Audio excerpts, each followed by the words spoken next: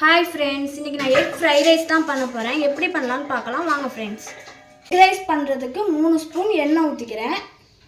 பச்சை மிளகாய் போட்டுக்கிறேன் வெங்காயமும் போட்டுக்கிறேன் இஞ்சி பூண்டு பேஸ்ட் போட்டுக்கிறேன் फ्रेंड्स கேரட் பீன்ஸ் முட்டைக்கோஸ் அல உப்பு போட்டுக்கிறேன் फ्रेंड्स மிளகாய்த்தூள் போட்டுக்கிறேன் சோயா சாஸ் ஒரு மூடி ஊத்திக்கிறேன் ரொம்ப சோயா சாஸ் 3 முட்டையை